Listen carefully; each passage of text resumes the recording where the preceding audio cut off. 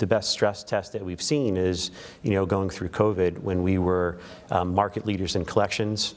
Throughout COVID, we were in the high 90%, 99, 98% throughout, which outpaced our peers, and I think is a good indication of the strength of our portfolio and how it could perform if we do see a recession. Joining me today is Jason Fox, CEO of W.P. Carey. Higher inflation and concerns over the potential for the economy to tip into recession are currently top of mind for investors. How is W.P. Carey positioned for the current environment? W.P. Carey offers a unique combination of both growth and downside protection. In addition to our typical growth through external acquisitions, we also offer a really interesting embedded growth within our portfolio. 99% of our leases have rent increases. Of that, 58% are tied to inflation, and within that category, 38 of the 58 is linked to uncapped CPI. So we really expect to see meaningful upside in our portfolio, tailwinds from inflation that'll outpace all of our peers typically.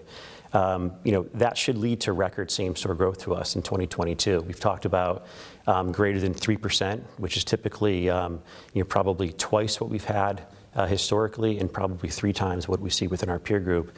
And 2023, given the lag of how inflation flows through, we should see even more upside, perhaps above 4% same-store growth, which is going to be, again, significantly higher than our peers and really provide an earnings tailwind for us. When you think about recession, and we do know that investors have some concerns there, we offer meaningful downside protection, mainly through diversification, where no one tenant or industry has an oversized impact on our earnings growth.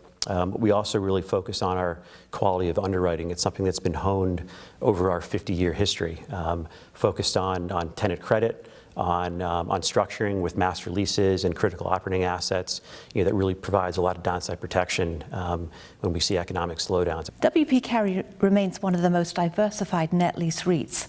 Please talk about that approach and whether there are any areas you're currently more focused on than others. We've been overweighting industrial, which includes both manufacturing and logistics assets, which currently makes up about 50% of our portfolio. And within the industrial category, we've really had some success in acquiring, properties like lab, R&D, food processing, production, that tend to be critical operating assets to tenants. They tend to be on long leases that tenants are willing to sign, given the amount of investment they've made into these properties, and they tend to be, quite sticky.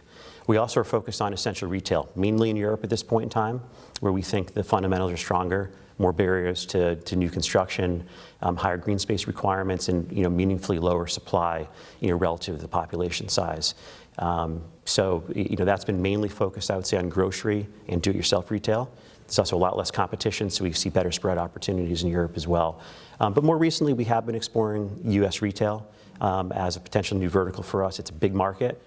We know that that's the space that has been crowded, but we think there's opportunities for us to find some good growth paths there. And of course, we have our existing portfolio, which helps us grow. It's a large base of assets, and we have a history of expanding and doing follow-on transactions within our portfolio. Your merger with CPA 18 is scheduled to close soon. Would you please remind us of the benefits of the merger for W.P. Carey? Benefits include it's a portfolio that we know extremely well, one that is very consistent with our existing portfolio, and there's really no integration risks whatsoever. We do think that there is real upside, particularly embedded in the self-storage portfolio that we're acquiring, which is a large portion of this, and we view that as the potential gem of this transaction. With regards to the balance sheet, there's really no impact at all. Post-merger, we would see our metrics look very similar to how they have. We do expect the transaction to be accretive to our real estate AFFO by around 2%, which is largely going to offset any of the IM fees, which are lower quality and are lower valued, the roll down of those fees.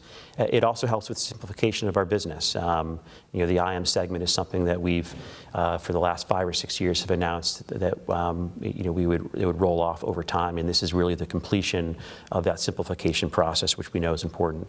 And then, as I mentioned, we think there's upside, both in the self-storage as well as opportunities to refinance out more expensive mortgage debt. So we think there could be some more growth embedded in this portfolio. The transaction's on schedule. We expect a shareholder vote at the end of July from the CPA 18 shareholders. WP Carey is not required. We don't need a shareholder vote for WP Carey. And closing of early August.